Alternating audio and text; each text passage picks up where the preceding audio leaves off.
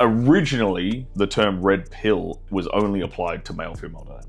And since then, it's been adopted for pretty much everything. And it simply means the unveiling of truth. Because the original analogy is from the Matrix. It's anti-system. It's like, here's a truth that you didn't know that existed. Here's what you were taught. The red pill over here is what actual truth of this whole scenario. Mm-hmm. You could take a red pill on women. You can take a red pill on the financial system. Mm-hmm. You can take a red pill on whatever. People use that term, like, oh, I'm red pilled on insert something here. So they use it on all of them. Boomers, if you actually think about it, they were the original test case for psyoping, for public persuasion, for astroturfing public opinion. That's probably a better way of explaining it. They were the first generation to grow up. They grew up with like radio, and then it turned into television. And they had television for the large majority of their life. And television was the prime propaganda tool for the last century, right? Then Gen X had it for obviously all of their life. And millennials had that. They grew up with it, and then the internet came along. Mm-hmm. And the internet came along and sort of disseminate information. Gen X is an interesting generation. They're not necessarily as hardcore. They don't sway from the mainstream narrative. If this is like the mainstream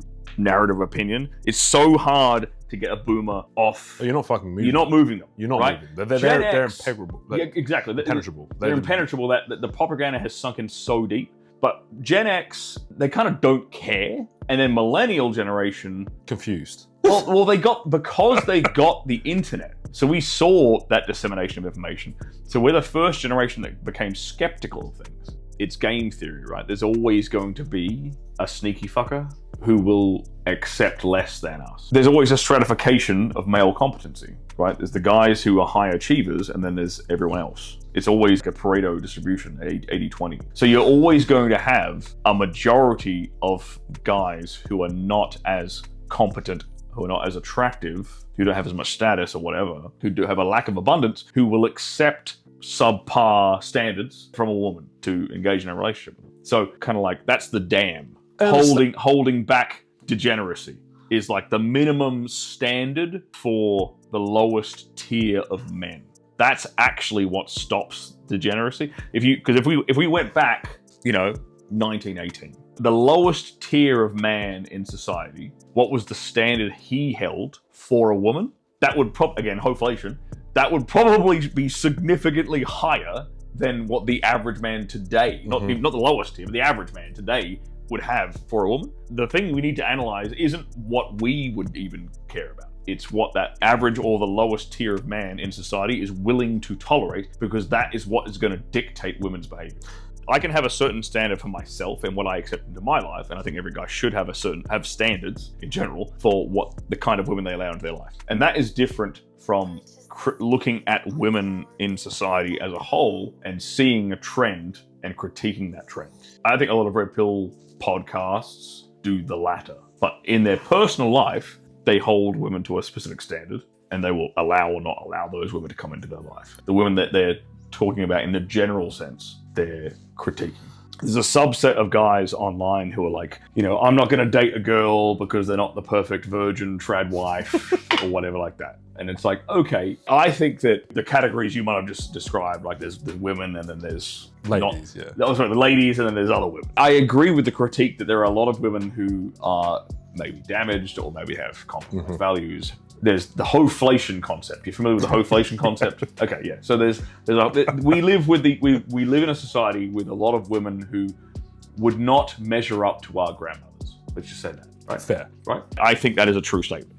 At the same time, men are shitbags too. You kind of get what you get to do. I'm not a quarter of the man that my great-grandfather. And I know this because I've known my family history. I ostensibly know this. He went to war. I've got family members who are literally in Gallipoli. I know this. And it's like, could I have done that at 18? I don't think I could have. The man I was at 18 was nothing compared to that man. So if I'm being honest with me about who I am or who I was at 18, whatever, right? Maybe guys who are making these comments online right now who are taking that same perspective. To a degree, you get the women you deserve, but it's not just on an individual level, it's also on a societal level. So unfortunately, we have to deal with the ramifications of we're a society of shitbags. Like, we all are collectively in this together. Maybe it's no fault of our own. We didn't create the society that we're currently born into. Maybe our parents did, right? We've inherited the society. But how many of us are Alexander the Great? Not many of us. we haven't lived up to the ideal that we're demanding of the opposite sex in a lot of circumstances. That's not to like obfuscate women of their responsibility, even though they're allergic to it. Like they still have like their role to play. This is a bit of a controversial thing today, but women only have agency when men allow it. If you really think about that for a second, women don't get rights unless men permit them because of violence. If you strip away civilization for a second, what's left? It's violence. Who's better at violence, men or women? Men are significantly better at violence than women are. So men will dictate who has sexual access to women. I like that we live in civilization. I think this is a good thing. But we have to understand that women's rights to certain things and women's behavior is still implicitly dictated by what men are permitting. One of the key ways that I help a lot of guys is to help them take women off of a pedestal. Mm-hmm. Because I think a lot of us were raised with these false assumptions about women being sugar and spice and all things nice. And they're these infallible creatures that can do no wrong. They never tell a lie. I love women. I think women are these nurturing, beautiful beings. Like they're our mothers, they're our grandmothers, they're our wives. They give birth to society. But to deny the fact that there is both a light and a dark side to female nature, in the same way that there's a light and a dark side to male nature, right? Men can be providers and protectors, but the dark side is they can be violent. They can be tyrannical. They can conquer nations, right? There's the dark side to us, right? But I think people try to forget, like conveniently forget that there can be a dark side to female nature, a manipulative side to female nature. And I think a lot of guys get bitter and angry and resentful towards women because they have a false assumption of how women are. There's their expectations over here of what women should be like, or what they've been taught that women should be and how they should behave. And then over here is the reality. And this gap between these two different places causes all that resentment.